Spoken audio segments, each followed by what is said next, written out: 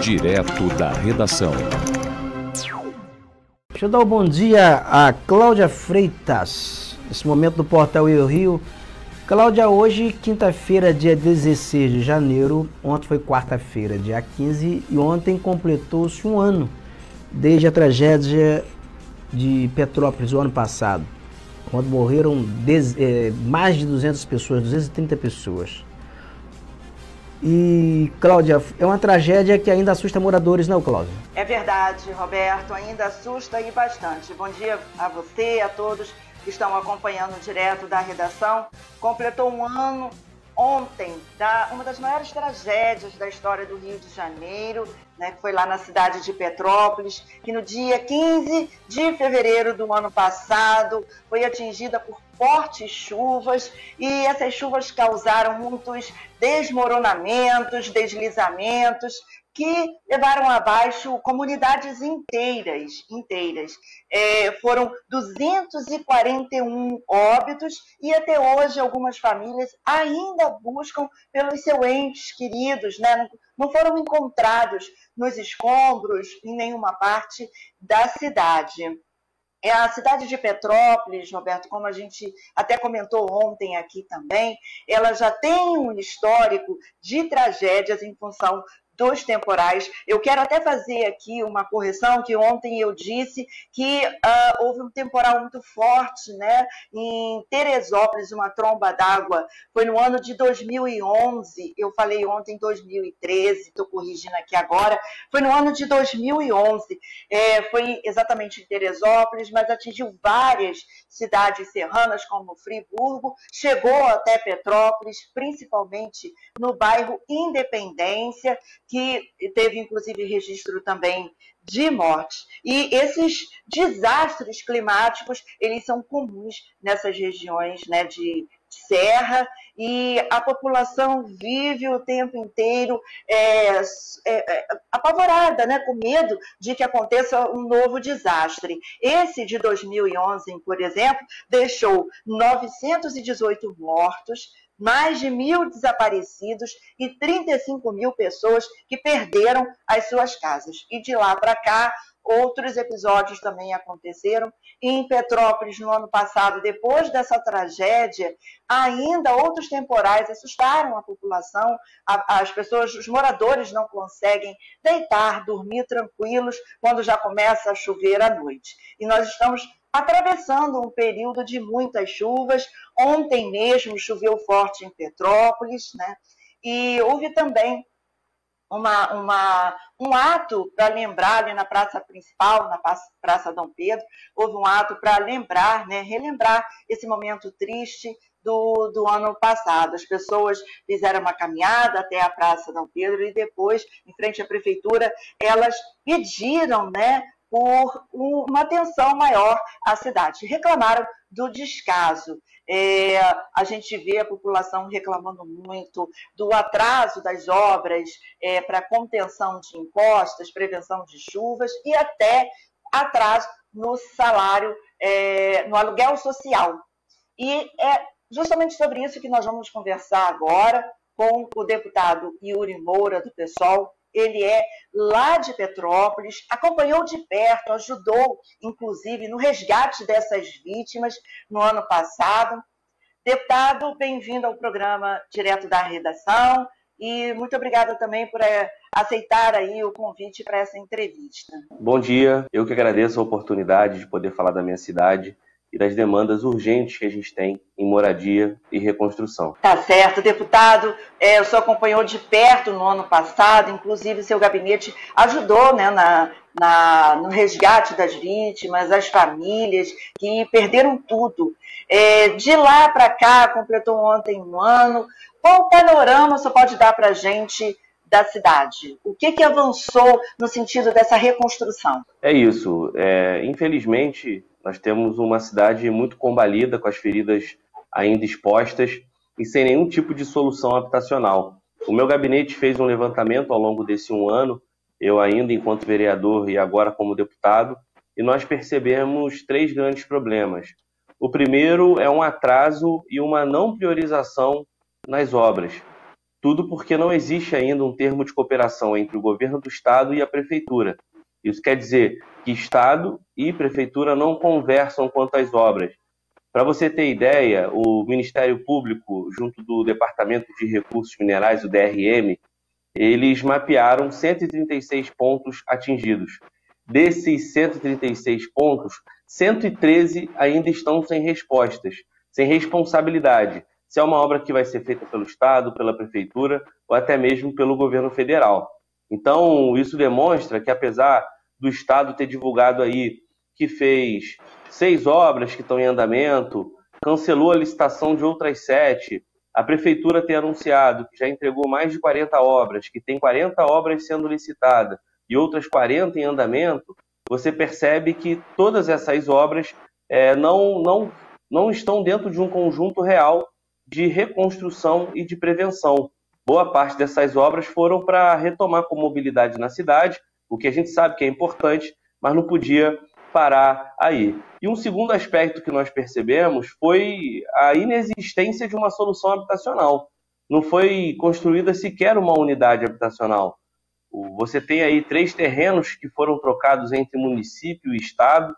São terrenos que são barrigados, o termo tem que ser esse mesmo, são barrigados desde de 2011, e a gente vê que esses terrenos estão sem nenhuma perspectiva para construir unidade habitacional. O Estado tinha prometido 350 unidades nesses 3 terrenos, mas até agora não temos perspectiva nenhuma.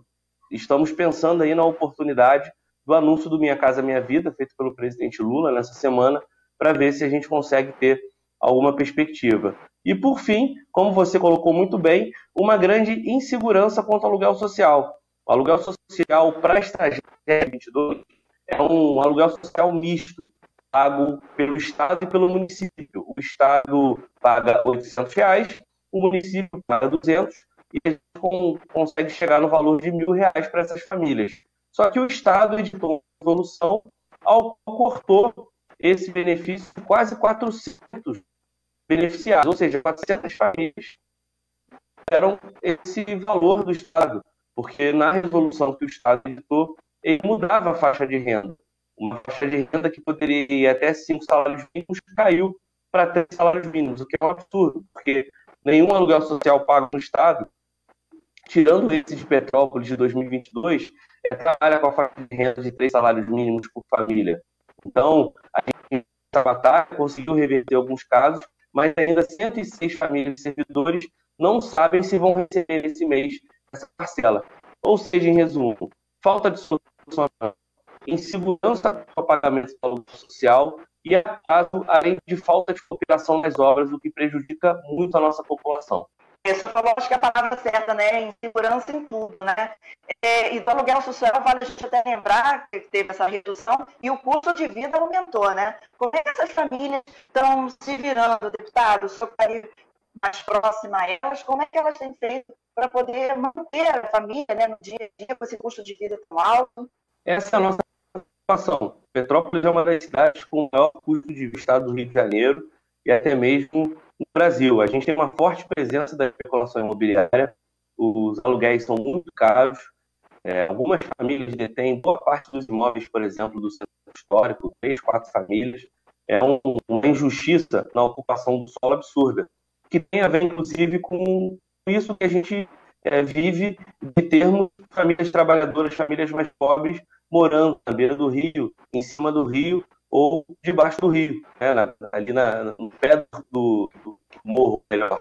A gente percebe que esses lugares mais na periferia da cidade são os lugares justamente por conta dessa injustiça social no uso do solo. E quando você percebe que tem um aluguel social que não é pago para famílias que perderam tudo, ou seja, às vezes tem uma faixa de renda de 5 salários mínimos, que no primeiro momento parece muito e não é, porque é a família toda, né? A pessoa tem condições de reconstruir a vida. Não tem.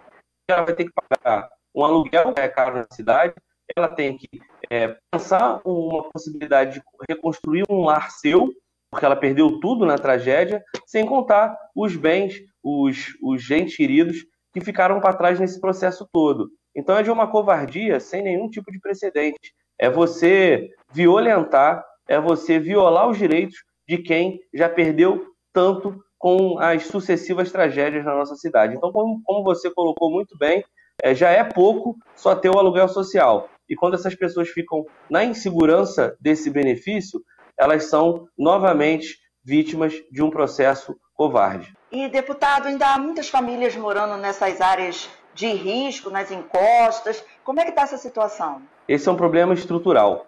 A gente percebe que é o encontro da crise urbana que o Brasil enfrenta.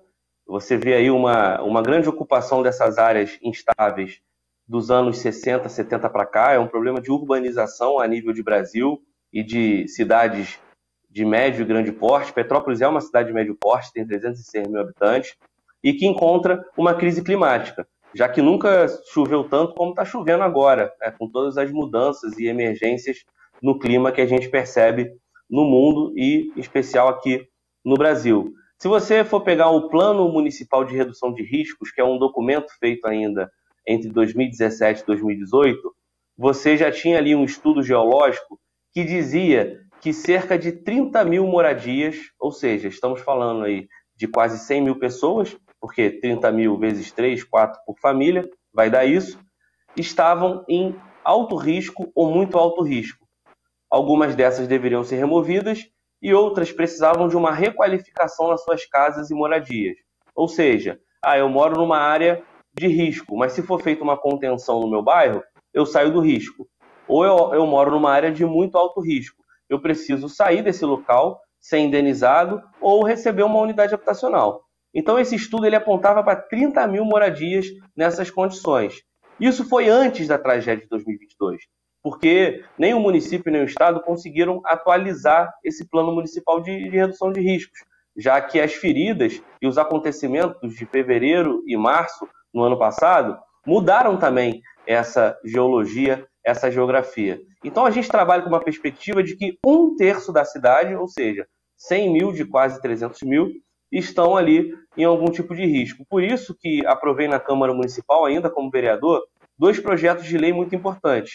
O primeiro é da assistência técnica de habitação e interesse social, que é a ATIS, que faz justamente esse trabalho de requalificar comunidades e bairros. Porque você não tem que esperar a pessoa morrer numa tragédia, perder seu familiar, perder tudo que tem, para depois tacar ela no aluguel social e esperar 10 anos para ganhar um condomínio, uma unidade. Se você fizer essa requalificação prévia, essas obras, pequenas intervenções nas casas e comunidades, você tira muita gente do risco. E são coisas que vão desde falta de calha até uma contenção ou escoamento melhor da água e do esgoto, ou até mesmo uma orientação para que a moradia não tenha um vício construtivo que vá prejudicar ali na frente. E um outro programa que a gente aprovou na Câmara, em parceria com o Ministério Público, em parceria com a Defensoria Pública, com as famílias, foi o Programa de Acesso à Moradia para Vítima de Desastre. É incrível te falar que isso não existia em Petrópolis. E mesmo a gente tendo tido a primeira chuva relatada nos anos 60. Porque ali a gente consegue colocar essa possibilidade da compra assistida, essa possibilidade da própria ATIS e essa possibilidade de indenização, ou até mesmo da doação de lotes urbanizados para essas famílias. Então, essa solução habitacional é a única chance que a gente tem de daqui a 2, 5, 10, 20, 30 anos não continuarmos contando os nossos mortos e falando de tragédias. Tá certo. E esse contato também com a família, além de tudo isso que o senhor falou, é também de orientar, né? Porque também cabe à sociedade, às famílias, também se cuidarem, né? Tomarem cuidado na questão das encostas, do local onde elas estão, até de acatarem, né, as recomendações das autoridades. Então, esse trabalho junto às famílias aí realmente é muito importante. O senhor ontem esteve nesses atos que aconteceram em Petrópolis. O que exatamente aconteceu para relembrar a tragédia de um ano e qual foi o clima ali que o senhor percebeu? Foi um dia muito triste, todos nós ficamos muito abalados, as memórias vêm à tona. Foram mais de 240 mortes, temos 2 pessoas ainda desaparecidas, o Lucas Rufino, que era morador do Morro da Oficina, que ninguém sabe onde está o paradeiro do corpo dele, o seu Heitor, que foi uma das vítimas dos ônibus que foram ali inundados na Rua Coronel Veiga, na Avenida Washington Luiz. Então foi um dia marcado por essa emoção e por essa lembrança. Eu participei bem cedinho da fundação do Instituto Gabriel, o Instituto Gabriel Vila Real, que é conduzido aí pelo seu pai, o Leandro Rocha. Eu acho que todo o Brasil lembra dele, a procura do filho dentro dos rios. Virou um amigo, virou um companheiro, porque a gente ajudou bastante naquele resgate. O Gabriel foi encontrado na época, infelizmente, sem vida. E hoje o Instituto Gabriel vai fazer um trabalho aí de acolhimento dessas famílias. Logo em seguida tivemos 2 manifestações, alguns atos memoriais por toda a cidade. Eu tive que vir ao Rio para participar da sessão da Assembleia. Teve um minuto de silêncio, mas a minha equipe lá acompanhou todas essas manifestações e o sentimento é como você colocou. Além de tristeza, de muita indignação por tudo que a gente começou a falar aqui nessa entrevista. Pouquíssimo avançou, os grandes pontos atingidos, como o Morro da Oficina, tiveram as obras começadas há um mês atrás. A Prefeitura está responsável por 3 lotes de obras no Morro da Oficina. A parte do Chácara Flora, que foi um lugar muito atingido também, o governo do estado falou que ia fazer a obra, não fez, e a Prefeitura tomou para si recentemente. Eu participei desse processo lá junto da Prefeitura. A mesma coisa com o Sargento Boining. E agora também a gente fica no aguardo das obras que foram prometidas, tanto por Estado quanto Prefeitura, e ainda não saíram do papel. Então, o que mais dói, e aí tem até uma questão estética e afetiva, é saber que os grandes pontos que foram muito atingidos são justamente os pontos que ainda não estão com nenhum tipo de intervenção concreta. Alguns ali tiveram os entulhos retirados, nenhuma casa foi demolida ainda. Eu tenho pedido à Prefeitura, já conversei isso com o prefeito, oficiei o governo do estado para que comecem as demolições. Na região onde eu moro, por exemplo, do Caxambu, onde chegou a ter resgate de helicóptero de um senhor, algumas casas precisam ser demolidas porque estão prejudicando outras casas que não estariam em risco. Se você demolir essas casas, algumas casas saem do risco e fazem com que as famílias possam retornar.